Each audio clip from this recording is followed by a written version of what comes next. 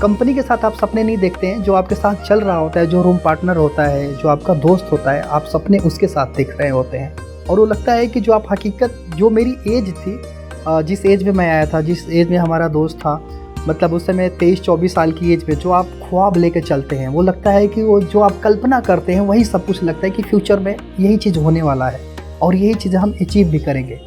लेकिन सडनली किसी चीज़ को लेकर के, जो एक्सीडेंट में बता रहा था नोएडा एक्सप्रेसवे के ऊपर, और हेलमेट ना लगाने की वजह से फिर वो 3 से 4 घंटे तड़पता रहा, कोई उसकी मदद के लिए नहीं आया। वो भी शाम जब हुआ, सूरज ढल गया, तब जा कर के उस गाड़ी का इंडिकेटर जल रहा था, तो कोई सज्जन पर्सन अस्पताल पहुंचाया। और वहाँ पर जो सब कुछ बातें किया, ऐसा नहीं लग रहा था कि कोई और भी कृष्णा को या बहुत ट्रीटमेंट की ज़रूरत है। लेकिन जब वेंटिलेटर पे गया तो फिर बात नहीं किया। तो हमने जैसे माता पिता को फ़ोन किया, फ़ोन करने के बाद वो भी 2-3 दिन जो कि रिजर्वेशन करा करके आना, बड़ा डिफ़िकल्ट होता है बिहार से यहाँ दिल्ली आना, मतलब ऐसे लोगों के लिए ऑन द स्पॉट। तो वो भी आए। तब तक अस्पताल का भी बिल बहुत ज़्यादा बढ़ चुका था, 19 से 20 लाख रुपए। हमने घर वालों को भी उनको बताया कि इतनी रिक्वायरमेंट है। तो एक 10 रुपये की झोली में 19 लाख रुपए भर कर लेकर आए। और पहली बार हमने ये देखा कि एक 65 से 70 साल का जो माता पिता हैं, वो अपने बेटे के लिए जुआ खेलने के लिए आए। जुआ इसलिए मैं बता रहा हूँ कि जो हमारा दोस्त था, कृष्णा था, अपने माता पिता का इकलौता चिराग, और 20 साल के मन्नतों के बाद हुआ था।